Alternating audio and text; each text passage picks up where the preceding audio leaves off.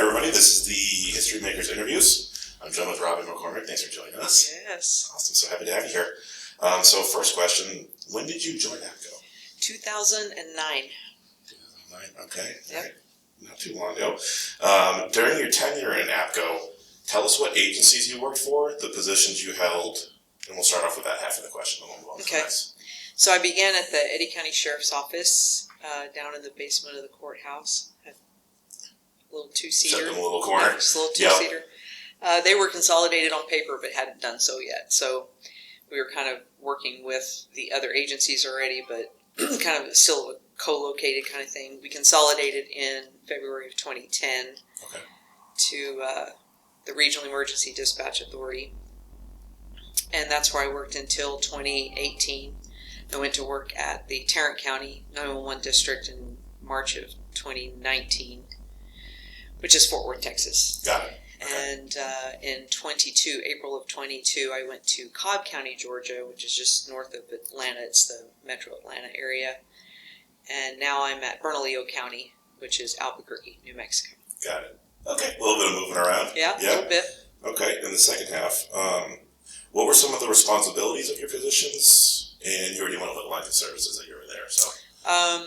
So of course, I started out frontline dispatcher. I started pretty late in life. I was in my 40s already. Okay. By the time we consolidated, I was like a TAC and a CTO type of position, but still frontline. I was promoted to supervisor and training coordinator in 2012, and 2015 I became the director. So I left there as the director.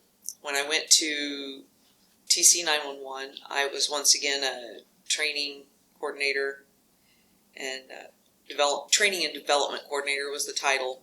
So they take care of about 33 PSAPs in the Fort Worth area.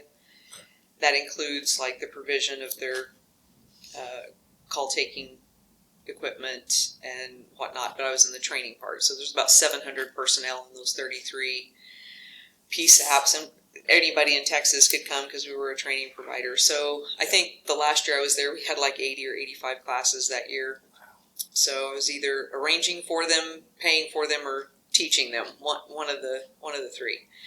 When I went to Cobb County, I became the deputy director for professional standards and development. So I had CALIA, agency training program certification for training, quality assurance and improvement records. Off and on throughout that tenure, I can't even remember what I started with, what I ended with, but I had like the community relations unit for a while. I had the employee relations unit for a while. So everything to get them in the door, onboard them, train them, kind of a situation. So, and then now I am the director again for Bernalillo. Jack of all trades. Yeah. Wow. That's great. Okay. What drew you to join APCO, and was there a particular person or event influential in getting you to join? So I joined. I had always wanted to dispatch since my husband became an officer in '88. Okay. But at that time, they wouldn't let you dispatch on the same. You couldn't dispatch the same shift. You had to work opposite shifts. We had little kids, and one of us was always going to be gone. So this kind of always churned in my life for many, many years. And I finished my master's degree in education, was a K through 12 licensed academic counselor, and already had a job with Carlsbad Public Schools. And then the state decided that they wanted licensed social workers in those positions. And I didn't want to go back to school, so I was kind of bummed. But I was looking through the paper, yes, a real newspaper at jobs and whatnot, and the sheriff's office was hiring, and I looked around my empty house with no kids in it, and the husband had gone to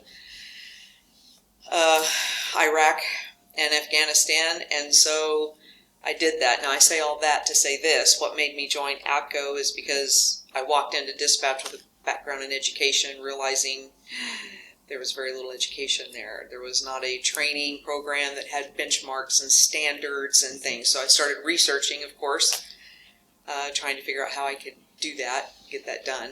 And so I joined APCO.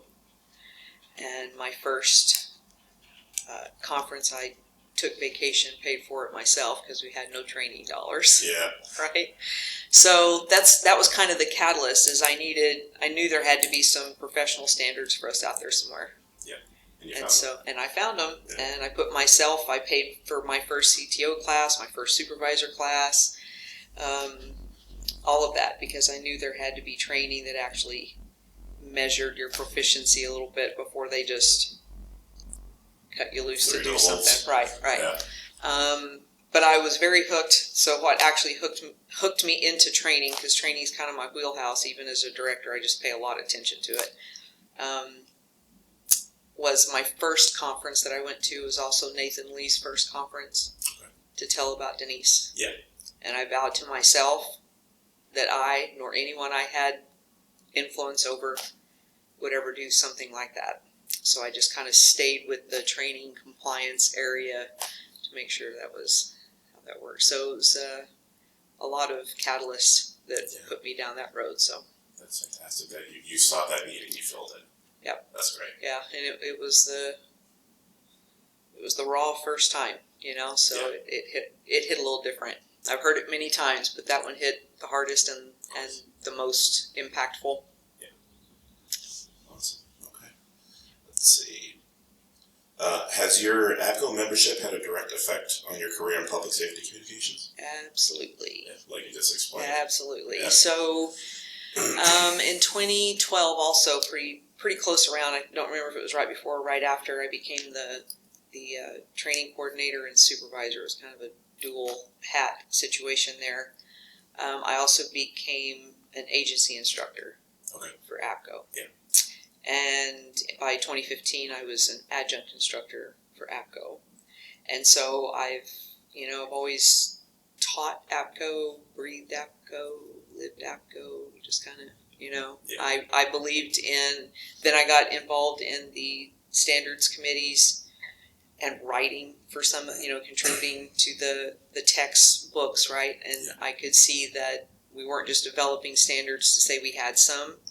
When we write the text, we're going back to the standard to make sure we're teaching that, and vice versa. When we're doing a standard revision, we're going back to the text and saying, what are we teaching, so that we don't have like conflicting documents. And so I think, I've been on the board for New Mexico APCO, Texas APCO, Georgia APCO, now back on New Mexico APCO. Yeah. So very involved, a firm believer. If they'd hire me to be a cheerleader, I would. That's fantastic. Okay. Here's a good one. What does APCO do better than anyone else? Training. Yeah. And, it's kind of the people-y side of training. So I'm also a NINA member, and I've done some joint, like the TERT standard. Yeah. And I love NINA too, but it's I found it to be more the technical aspect of keeping the industry like at that very high tech level type of thing. And APCO has, they're technical. I mean, they don't leave that out, but very still people centered, even like down to now the wellness, health and wellness and whatnot. But it's of course, CTO, I guess, is one of my favorite. I've probably taught it 4 billion times, and working on the standards revision right now. And it's all about, yes, training them well and teaching them how to train, but it's also bring them in and make them belong, and how do they learn, right? To pay attention to the person. So I have found it to be a lot more people driven in their training and what they're trying to do in the training area. I know they're involved in other things, but training's where I live. So I think they do that very well, keep that balance. Yeah, I've noticed that too over the past couple of years. Yeah. Okay, and let's see. Final question. What stands out as a significant contribution during your time in office? Well, there's a couple of things. Now we're talking about their contribution to my professional career or how I've contributed being part of APCO. I don't know which way we're asking that. So when we consolidated, our center wound up on the Federal Law Enforcement Training Center in Artesia, not the one in Georgia, the one in Artesia, New Mexico. Okay. And that is also where the BIA Academy is for their law enforcement. And they wanted to have a public safety telecommunicator academy for the tribal dispatchers and BIA dispatchers, right? So naturally they came to us, we were right on their post, and I said, look, you don't have to reinvent this wheel. The two things you want them to know is PST and fire service communications. That's what you want them to know. And it's already done. And by that time I was an adjunct and I had agency level instructors. And so we called Sheila and Julie out to meet with FLETC and BIA there on the post, and we created a BIA and Tribal Certification Academy using PST1 and Fire Service Communications, and ran that for several years, which was soon to be followed by being involved in writing PST1 as the base 40 for the state's academy in New Mexico, Department of Public Safety, and getting that written in and read into statute.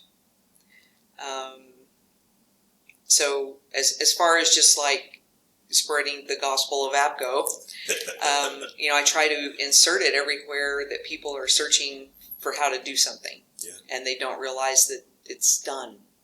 It's done. You do all the work. Yes. That's already there. And you can certainly add to it to specialize it for your agency, obviously, and things like that, but it's done. Yeah. Right? And they're coming out with new stuff all the time. I was on the first law enforcement communications, the first one that they wrote.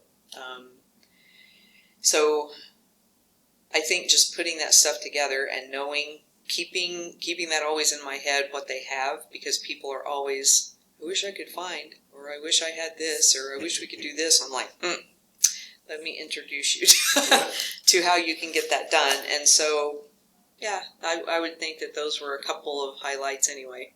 I would say so too. Yeah. Well, that was our last question. Okay. We're going to get you out of here, but thank you so much All for right. giving Thank some time you. today.